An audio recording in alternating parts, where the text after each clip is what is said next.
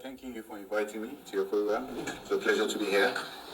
And I would also like to add that essentially there are several factors to be considered in examining the motivation for this protest.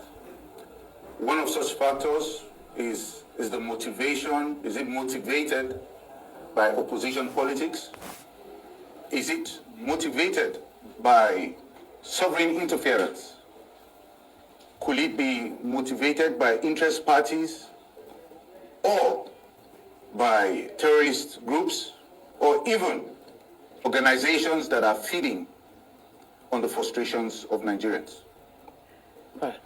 Now, the intelligence organizations and agencies are doing a good job in pointing that out and pointing to us those that can be picked up, and the relevant agencies are at it.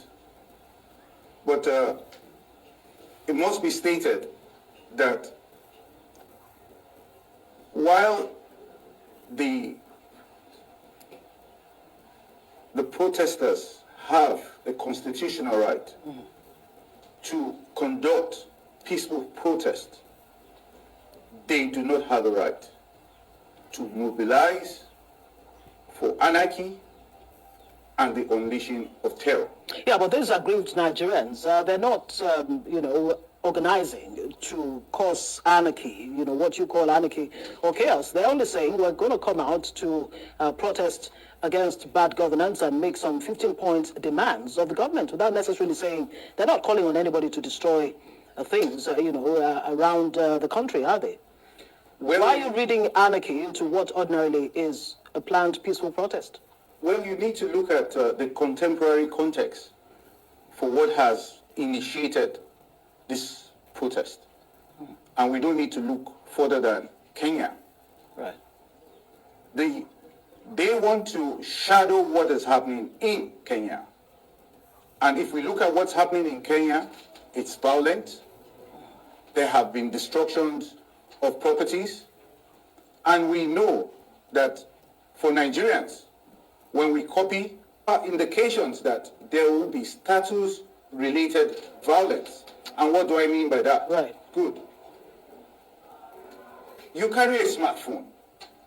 You think you're poor, but somebody can carry out violence to collect that phone from you. You drive a car. You have properties. You have a shop. You have house. Even as minute as using, I say minute, right, but for somebody else it's luxurious, as using air condition, you will be targeted.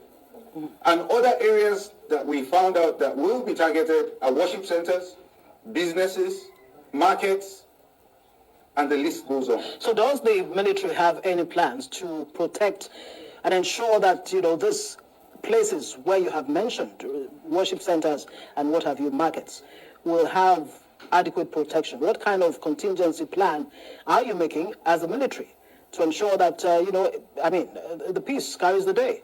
Good. And things don't go left. Good. I will say that the Constitution is very clear as to how and when the military gets involved in such situations.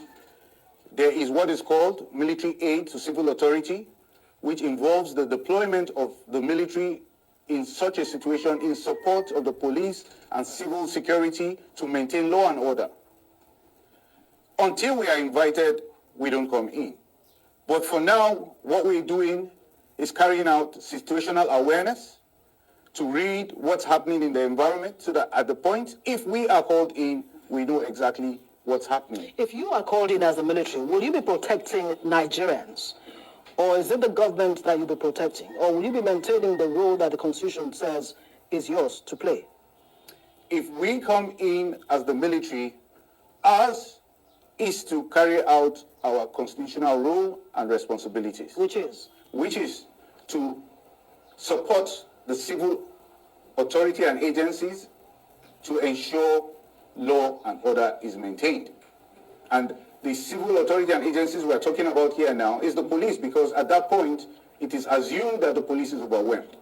And so the military comes in to prevent a state of anarchy and lawlessness. You pointed out the Kenya experience, which is still ongoing. Are there Exactly. lessons there for the Nigerian military to ensure that things don't degenerate?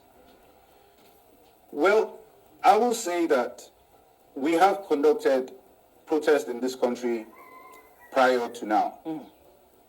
But this particular one is different.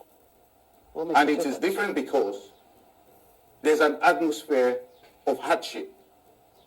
And that atmosphere of hardship, they say an angry man, a hungry man is an angry man. So you agree that the hunger is not politically motivated? The anger is not politically motivated? Oh, you must understand that could it be opposition parties? Could it be terror groups? Could it be sovereign interference? Could it be interest parties that are feeding on the frustrations of Nigerians? So Nigerians will be relying on you to give answers to the questions that you've reeled out. I mean, is it terrorists that are behind this? Is it opposition parties? Is it who? Is it foreign elements? You should have answers to these questions based on your intel. We do have answers to these questions. Right. But let's look again at Kenya, where they want to shadow. Right. Okay? Now, we see the Kenyan government has given in a lot, but still, the situation is unresolved up to date.